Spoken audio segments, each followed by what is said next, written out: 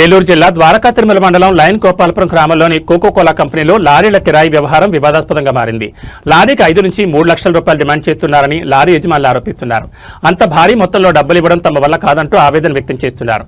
అప్పులు చేసి లారీలను తీసుకొచ్చి కంపెనీలో పెట్టామని, ఇప్పుడు మళ్లీ 3 లక్షలు ఇవ్వమంటే తమ కుటుంబాలను పోషించుకోవడం కష్టమవుతుందంటూ లారీ డ్రైవర్లు యజమానులు కన్నీటి పర్యంతమయ్యారు. లంచాలు ఇవ్వలేం, తగిన న్యాయం చేయాలి అంటూ సంబంధిత అధికారులను కోరుతున్నారు. నమస్కారం అండి. నా పేరు దంపనపోయిన శ్రీహరి. మాది ద్వారకా తిరుమల మండలం నారాయణపురం పంచాయతీ లైన్ గోపాలపురం అండి. మా గ్రామ పంచాయతీ పరిధిలో కోకోకోలా కంపెనీ ఒకటి పెట్టారని గత 8 సంవత్సరాల క్రితం. ఆ కోకోకోలా కంపెనీలో ట్రాన్స్పోర్ట్ నిమిత్తం లారీలు తీసుకోవడం జరుగుతుంది. అందులో ఇక్కడ బతుకు తెరువు కోసం కొంతమంది ఓనర్లు వర్కర్లు లారీలు కొనుక్కొని తిప్పుకుంటున్నారండి. తిప్పుకుంటున్న టైంలో ఇలా కొంతకాలం బాగానే నడిచింది. మేము కూడా బతుకు తెరువు కోసం లారీ కొనుక్కొని ఫ్యాక్టరీలో పెట్టుకుందామన్న ఉద్దేశంతో యూనియన్ వారిని సంప్రదించగా Sri Venkateswara lorry owners association అని ఒక యూనియన్ ఉందండి. వాళ్ళ ద్వారానే లారీలు తీసుకుంటారు కోకోకోలా కంపెనీ వాళ్ళు. వాళ్ళని అడగడం జరిగింది. వాళ్ళు ఓనర్లందరినీ మీటింగ్ పెట్టి వీళ్ళు కొత్తగా లారీలు కొనుక్కుందాం అనుకుంటున్నారు, ఏం చేద్దామని అడిగితే వాళ్ళందరూ కూడా సరే కొనుక్కోమనండి, స్థానికులు కదా వాళ్ళు మనతో పాటు ఉంటారని చెప్పి పర్మిషన్ ఇచ్చారు. వాళ్ళు పర్మిషన్ ఇచ్చిన తర్వాత తీర్మానం కూడా రాశారు. వాళ్ళందరూ ఒప్పుకున్నట్టుగా మేము ఆ తీర్మానం తీసుకున్న తర్వాత లారీలు కొనుగోలు చేసుకున్నామండి. కొనుగోలు చేసుకుని కంపెనీలోకి వెళ్ళడం కోసం మా లిస్టు కంపెనీలోకి పంపించమని ప్రెసిడెంట్ గారిని అడగగా ఆయన లిస్టు ప్రిపేర్ చేసి ఆయన సంతకం పెట్టి పంపించారు. తీర్మానం కాపీ కూడా ఇచ్చారు.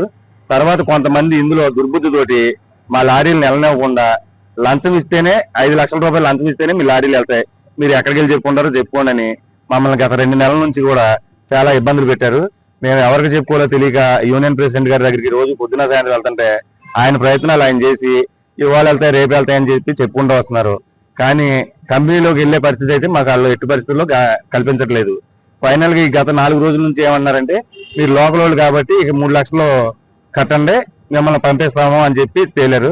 తేలిన తర్వాత మేము ఒక డబ్బులు కట్టే పరిస్థితిలో లేము. లారీలు కొనుక్కొని రోడ్డు పక్కన పెట్టుకుని అట్లా వాయిదాలు కూడా కట్టలేక ఇబ్బందులుగా ఉన్నాం.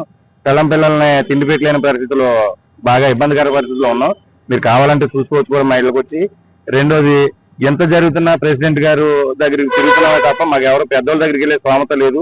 కాబట్టి ప్రెసిడెంట్ గారి దగ్గరికి వెళ్తుంటే నిన్న ఇంకా నా శక్తి సరిపోవట్లేదు, ఎవరో ఆపుతున్నారు బళ్ళు, మీరు డబ్బులు ఇస్తేనే వెళ్తాయి అన్నట్టుగా అంటున్నారు, అదేంటో చూసుకోండి మీరు అని చెప్పడంతో మాకేం చేయాలో దిక్కుతోని పరిస్థితుల్లో మా బతుకు తెరువు నిమిత్తం కొనుక్కున్న లారీల్ని కంపెనీలోకి పంపించడానికి ఎవరైనా పెద్దలు సహకరిస్తారని, ఈ లంచగొండితనం చేసే వాళ్ళ మీద చర్యలు తీసుకోవాలని కోరుకుంటూ ఇక్కడ ఈ కార్యక్రమానికి నాంది పలికామండి.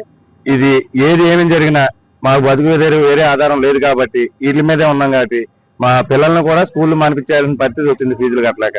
కాబట్టి ఇక నాకు చావోరేవో ఇక్కడే తెలుసుకుంటా, నా పరిస్థితి తెలిసి అర్థం చేసుకుని ఎవరైనా పెద్ద సహాయం చేసే వాళ్ళు ఉంటే వచ్చి మా కంపెనీలోకి లారీలు పంపించాల్సిందిగా మా లారీలని కోరుకుంటూ నేను ఇదే టెంట్ లో కూర్చుంటాను.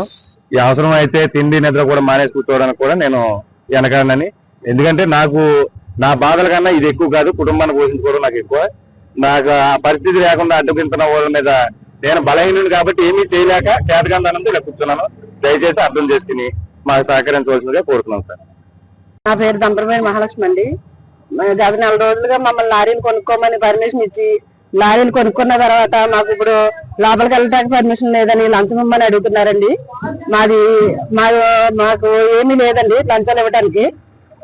దయచేసి మాకు లంచాలు లేకుండా మా లారీలు కంపెనీలోకి వెళ్ళి సహాయం చేస్తారని కోరుకుంటున్నామండి అందరు. నేను